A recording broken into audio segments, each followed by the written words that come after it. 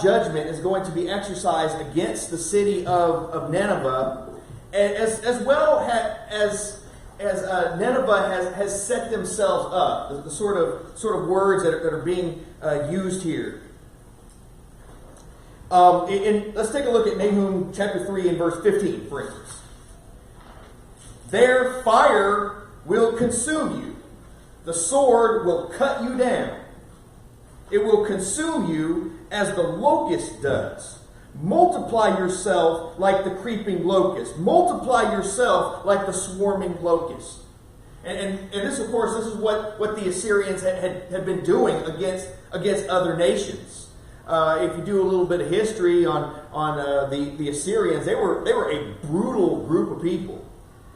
In fact, at the beginning of that chapter 3, Nahum calls it the bloody city. You have increased your traders more than the stars of heaven.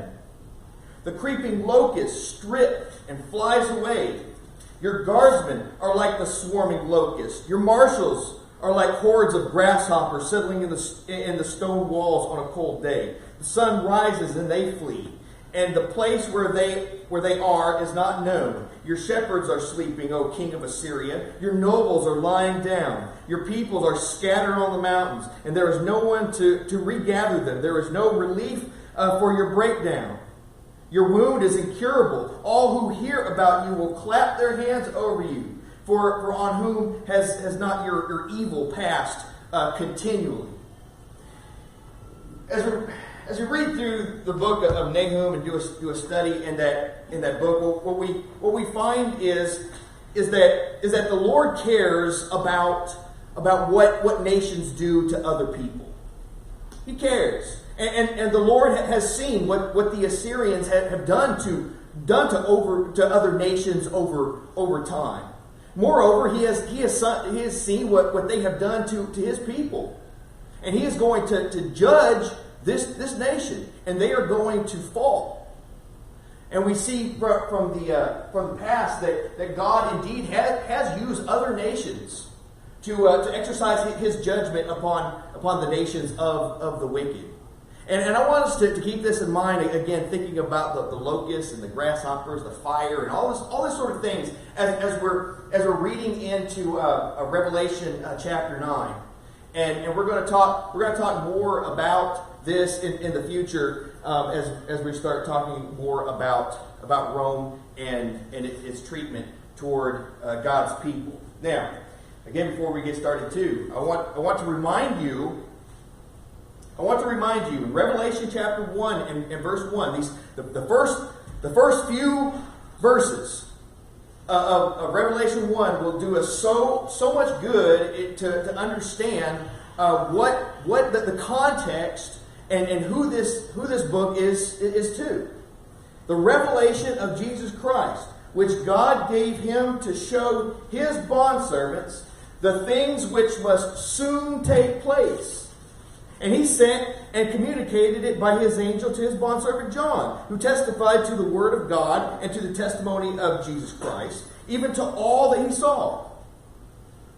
Blessed is he who read and those who hear the words of this prophecy, and heed the things which are in it. For the time is near. For the time is near. And again, the reason why I'm going back to this oftentimes is to remind us that the things that we're going to read about in the book of Revelation is concerning these first century Christians. And again, the problems start arising when people take what we're reading in Revelation and apply it to our future. What John is being shown here in these visions are things which are soon to happen.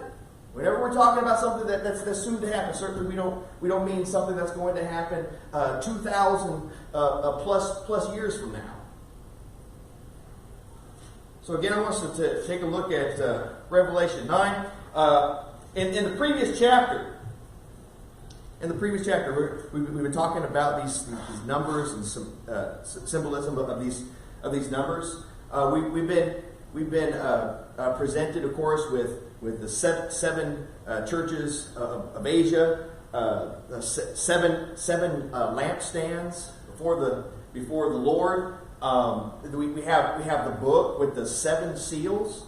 We're going to see seven angels that are given seven trumpets to blow, and that's what we're into now. After the opening of the 7th seal in chapter 8, we see again the angels that were given the 7 trumpets to blow. And what happened? How many trumpets have we covered so far for chapter 8?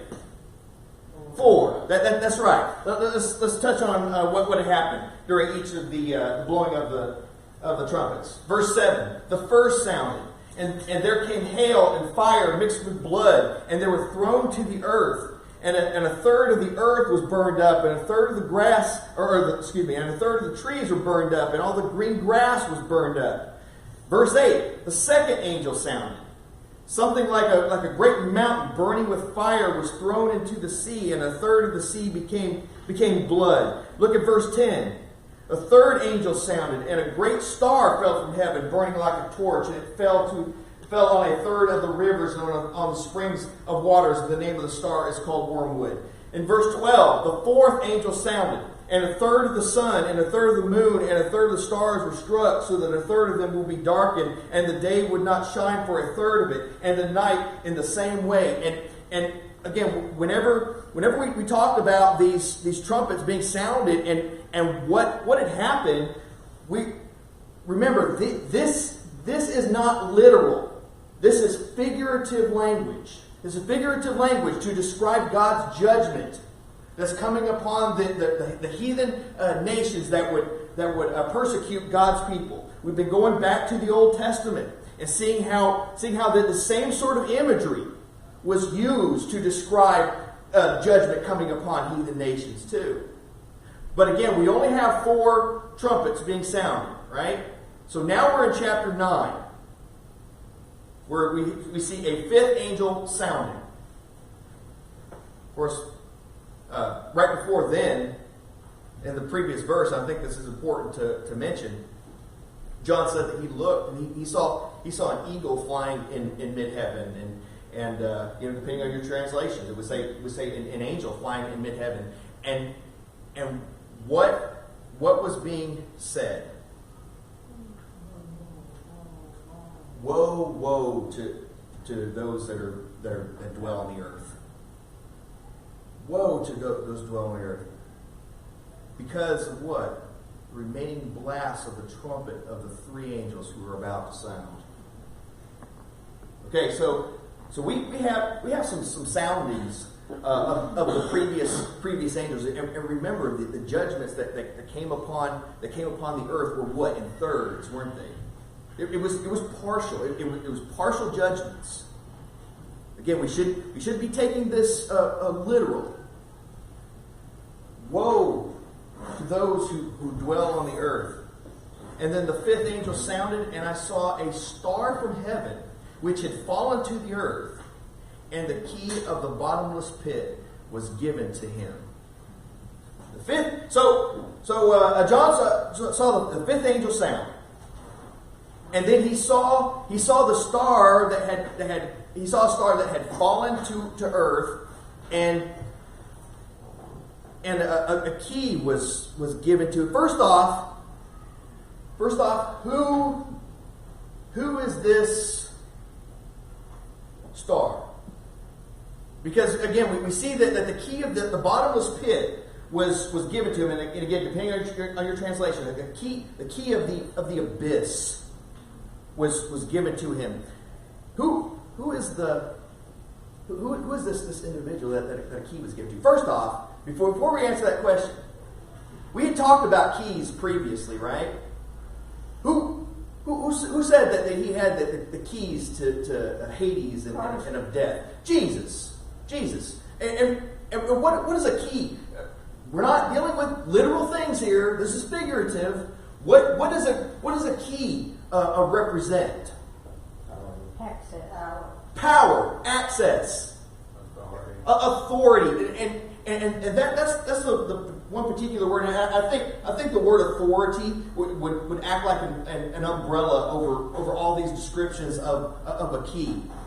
In Isaiah chapter 22, and for those that haven't been in this class, oftentimes we're going back to the Old Testament and to see how these imageries and these figures were being used to help give us a better understanding what this would mean for the first century Christians. In Isaiah chapter 22, in verse 20, and then it will come about in that day that I will summon my servant Eliakim, the son of Hilkiah. Eliakim, the son of Hilkiah, is going to take his role as head of the royal household.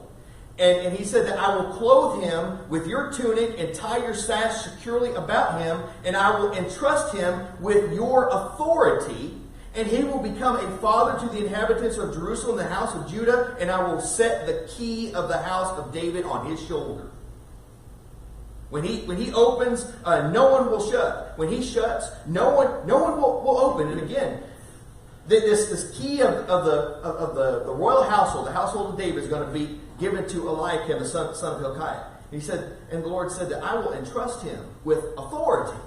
I want to give him the key. So back in chapter 9, it says that the fifth angel sounded, and I saw a star from heaven which had fallen from earth, and the key of the bottomless pit was given to him. So authority of this bottomless pit. Now who is this particular individual that was given this key? Would it have been Jesus who gave it to a good angel? Possibly. Any other ideas? I'm thinking in my mind, when you think about falling, you think about fault, and you think about judgment, who's fallen. Yeah. So I've always thought, I might be wrong, that it was Satan. That's Okay. what I've always thought. All right. And many commentators would say that. But again, I'm using the New American Standard. The fifth angel sounded, and I saw a star which had fallen to the earth, or a star which had come down, to the earth, had fallen to the. So some entity, some individual that was already here. This key was given to him. Now, personally, I don't believe this is Satan. We talked a little bit about stars falling from heaven in Isaiah chapter 14. Isaiah chapter 14, verses 12 through 21. Start talking about how your star is fallen. If you're using the King James version, and say, how your star has fallen, O Lucifer. And I remember last week I asked, well, who's Lucifer? Well, that's Satan. Well, it could be that we're watching too many Exorcist films. Look at it within its context. Is Lucifer being talked about there? Is that Satan? Within its context, we see that is the king of Babylon, not Satan. That word Lucifer is just another term to describe the bright shining star or the day star.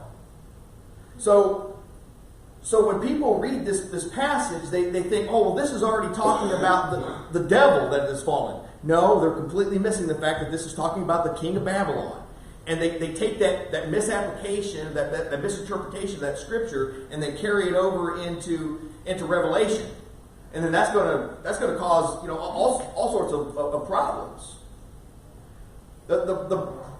What I'm trying to get to is this: within its context, in Revelation chapter 9, we're not told specifically who it is. We're not.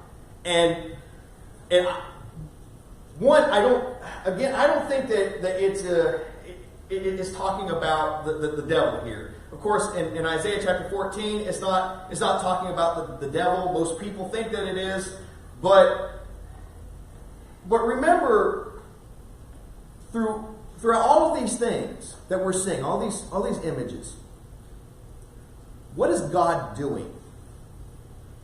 Is he not carrying out his judgment against the heathen nations? Yes. In the past, has God ever used Satan as an agent to carry out his judgments against other nations? You know, I was thinking about that. I did some research on it. I couldn't find one instance throughout Scripture where God used Satan to carry out his judgments. Sister Janice and Sister Katie, I'm sorry. And then brother. What does your version say of 9 and 1? 9 say, I saw a star falling from heaven to earth. Yours says... Which had fallen to the earth. Okay, 9 says from heaven to earth. Yeah. And when you were talking about examples of Satan being used, not necessarily for judgment, but in Job, Satan was used to inflict Job. Right, but was Job being judged? No, he wasn't being judged, but it's an example of how Satan was used. So, in my mind, why couldn't he be used for judgment? But was Satan being used to inflict Job? And I thought about that too, and I'm trying to see, does what happened to Job necessarily apply, what's happening here in Revelation 9? And I don't see God saying, I have decided to test Job, and I'm going to inflict him with all sorts of problems, with all sorts of issues, and I'm going to use the devil to do it. Or did the devil already have it set in his mind that he was going to be the one to inflict Job, and God allowed him to do it? Well, God allowed him to do it, but God also said, have you, he said after Romans 2 and 4, and God said, have you considered Job? Yeah. So God was the first one to bring up Job. That's right. That's right. Well, we know that Satan, he goes to and fro seeking whom he may devour. Have you considered my servant Job? But again, I thought about that, and for myself, I just can't see the Lord using Satan again as his agent to exercise judgment, because we're seeing it in all other instances, the Lord using his angels to carry out his judgment. And I just have one more thing. Yes. If you're using the wicked nation, you're either for God or against God. You're either for God or for Satan. So if you're using the wicked nation, these are nations that are under the rule of Satan that God is using as a tool. So it might be by proxy, but Satan is still being used to carry out God's judgment. Well, here's another thing to think about, though. In Revelation chapter 20, in verse 1, we're introduced here to this bottomless pit, this abyss. In Revelation chapter 20, in verse 1, John says, I saw an angel coming down from heaven, holding the key of the abyss and a great chain in his hand. And he laid hold of the dragon, the serpent of old, who is the devil, and bound him for 1,000 years, and threw him into the abyss. I think we touched on this a little bit. Satan bound into the abyss. I can't imagine a situation where you basically give the keys to the prison to the prisoners. And again, this is the reason. This is one of the reasons why I don't necessarily think that this is talking about Satan here. It could be that what is being discussed here is the fourth angel that had sounded. I'm sorry. I got Sister Katie, and then Brother Adam, and then Brother Juan. Going back to who, if this is a person they're speaking of the star falling from heaven, it was discussed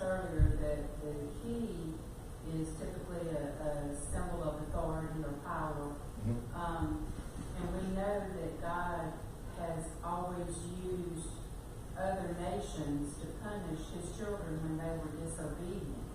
And we know that Revelation is talking to the 7 churches of Asia and the punishment that's about to come to them.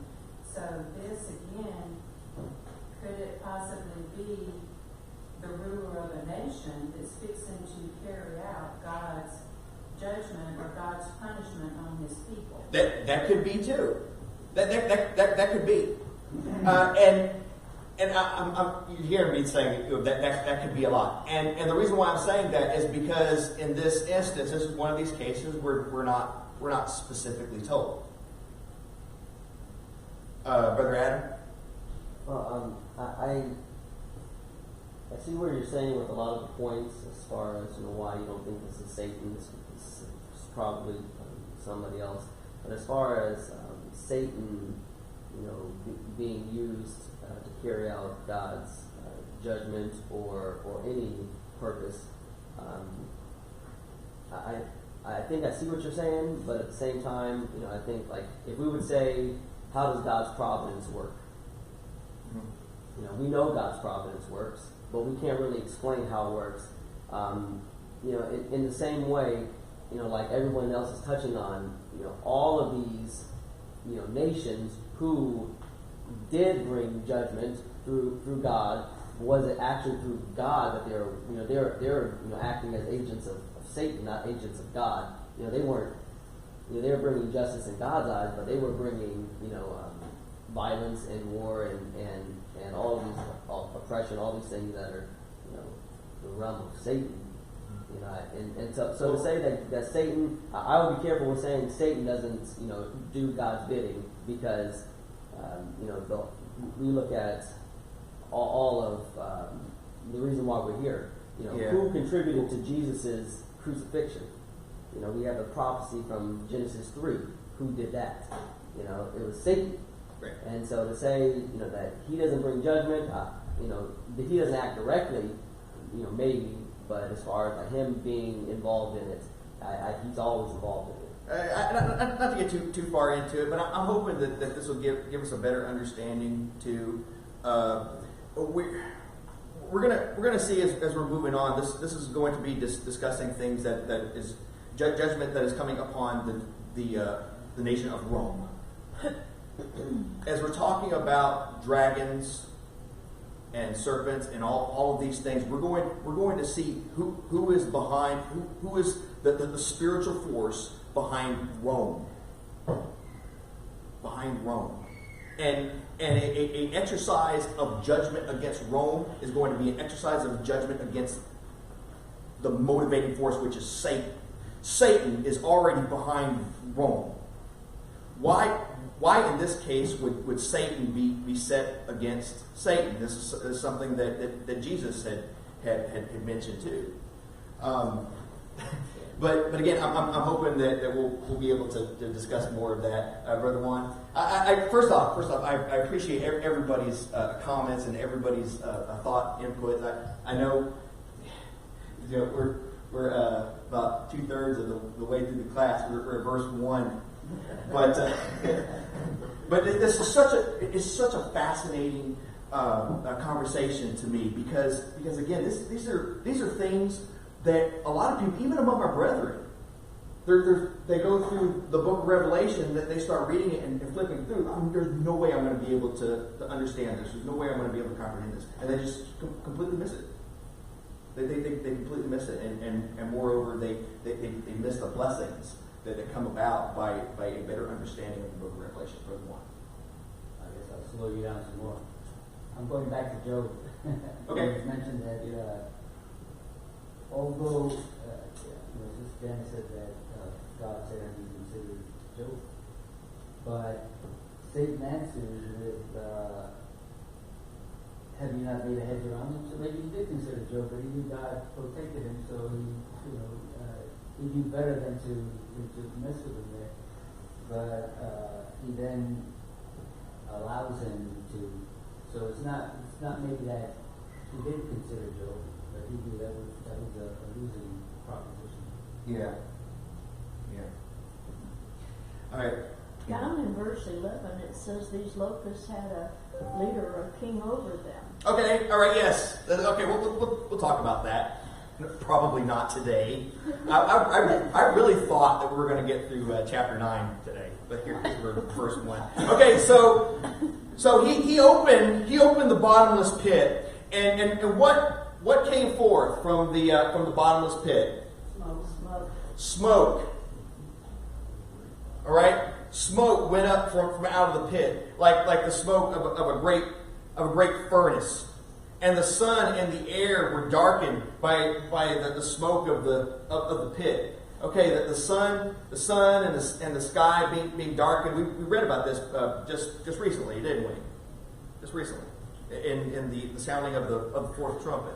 So now again, smoke, darkness, all of this is imagery of judgment. Verse 3: Then out of the smoke came locusts upon the earth. And again, consider what we had just read from the book of Nahum. Smoke came out of the smoke came locusts upon the earth, and power was given them. What power? The power of scorpions. Yes, as scorpions of the earth have power. And they were told not to hurt the grass of the earth, nor any green thing, nor any tree, but only the men who do not have the seal of God on their foreheads. Verse 4 is going to be a pretty important when we're trying to understand, why locusts? That's weird. Okay, first off, has anybody ever seen any documentaries or any videos of a locust swarm? You go. I think some time ago I actually showed a video of what happens during a locust swarm. It's just like a cloud of bugs. My daughter, my oldest daughter, who is terrified of bugs, I couldn't imagine what would happen to her if something like that were to happen. But when these locust swarms come into the area, what do? They devour everything. They strip everything. For farmers, especially those in third world countries, a locust swarm is terrible news, because a locust swarm means what? Famine. Locusts. They're going to come in and you know that the locusts they don't come one at a time, do they? Whenever they come in a huge swarm. What can you do about locusts? I see all these people during locust swarm in these third world countries, and they're out in their fields with blankets just flapping them in the air, and it looks like they're doing nothing, just an exercise in futility as they're seeing all the swarm of locusts come. But what is it that locusts normally destroy?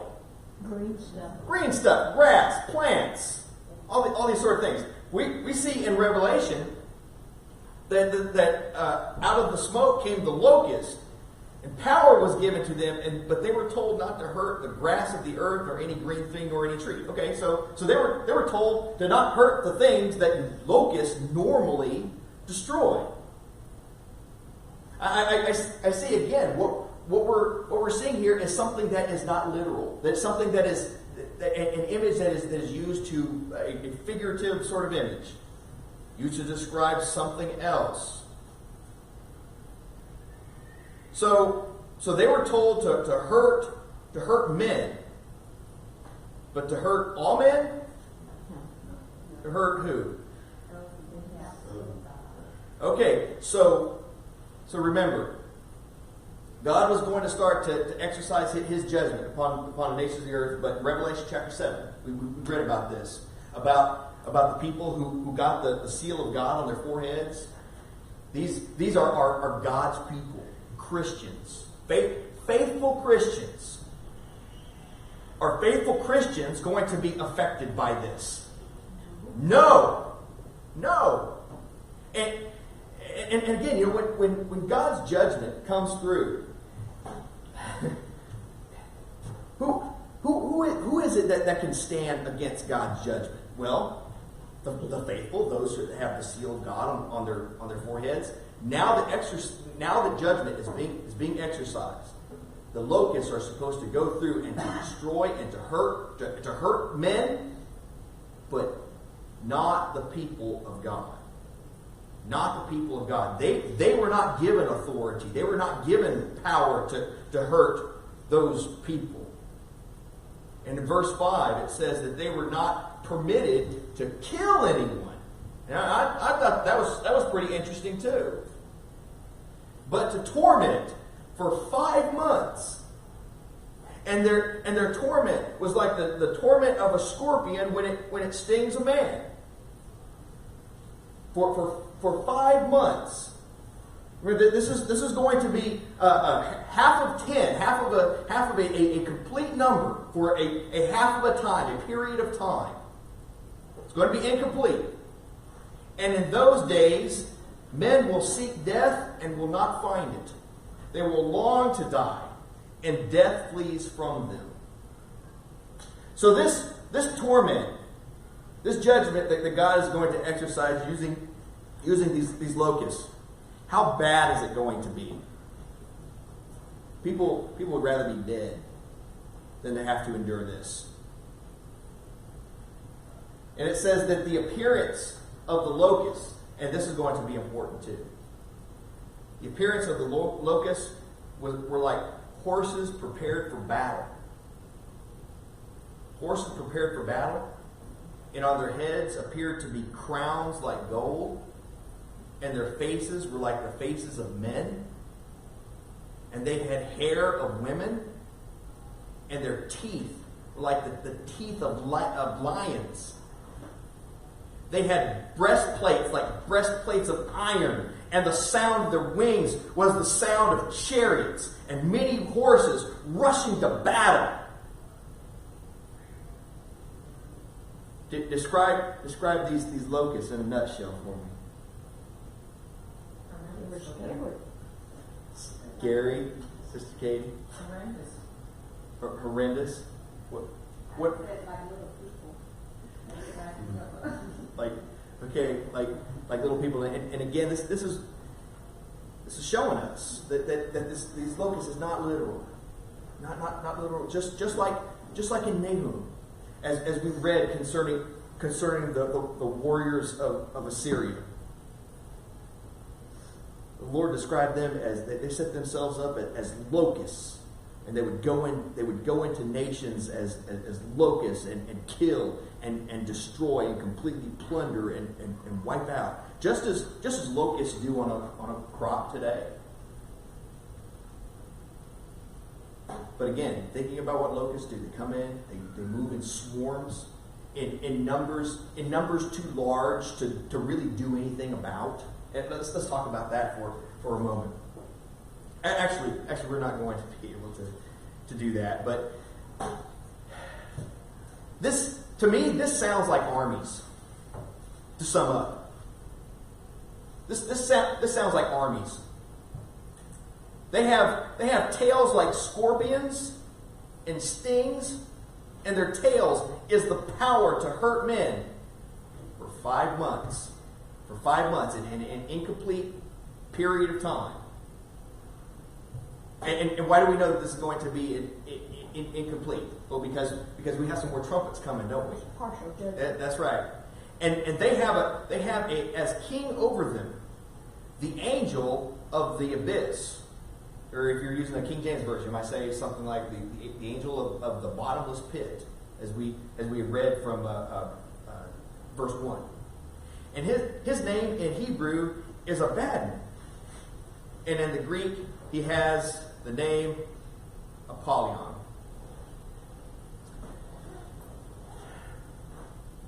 We're just not going to have the time to discuss this too, but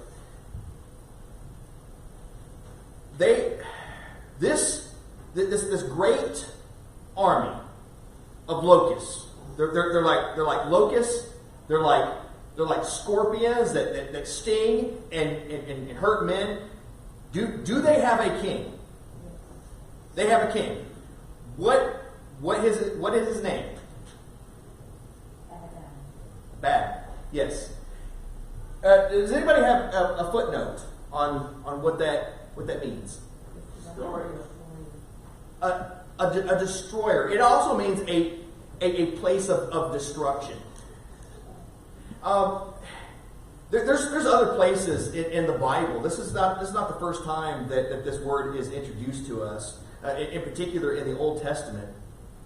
In Proverbs chapter 88, and verse 10, it says, will you perform wonders for the dead? It asks of the Lord. Psalms, yes, I'm sorry. Yeah. Will you perform wonders for the dead? Will the departed spirits rise and praise you? Will your loving kindness be declared in the grave and your faithfulness in Abaddon? Okay, will your loving kindness be declared in the grave and your faithfulness in Abaddon, or the place of destruction? Will your wonders be made known in the darkness, and your righteousness in the land of forgetfulness? Proverbs chapter 27, verse 20, Sheol and Abaddon are never satisfied, nor are the eyes of man ever satisfied.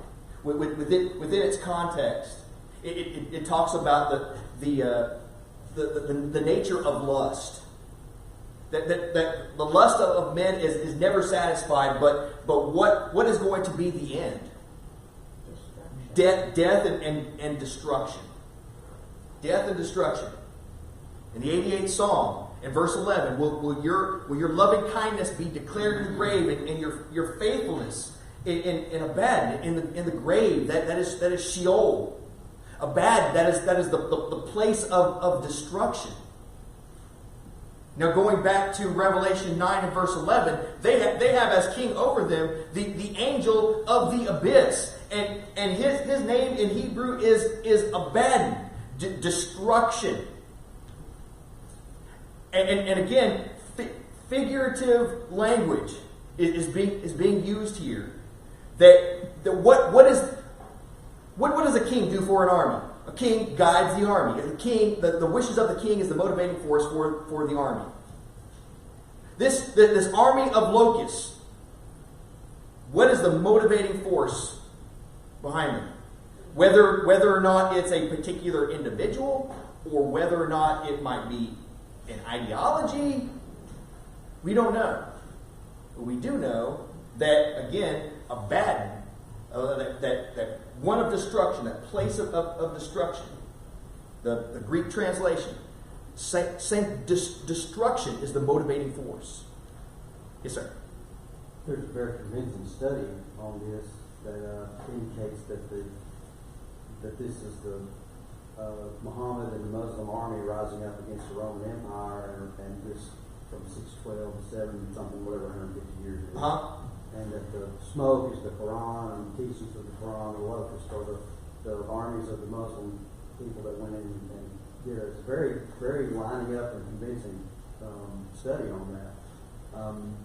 It falls into place very correctly with the language and with the the head of gold and different things that they wore, and different descriptions that are involved. It's on the Revelation Decoded study. It's a very convincing study on that. Yes. There's a lot of commentaries, of course, that they'll look at these things and they go look into the past, and they say, well, this is this, and Well, armies did what, and when did they do it? right. But again, it could be, but again, in Scripture we're not specifically told, and we could spend a whole lot of time trying to figure out specifics, but I don't know that there would be too much to be gained from that as we're trying to get the overall picture of what is happening here.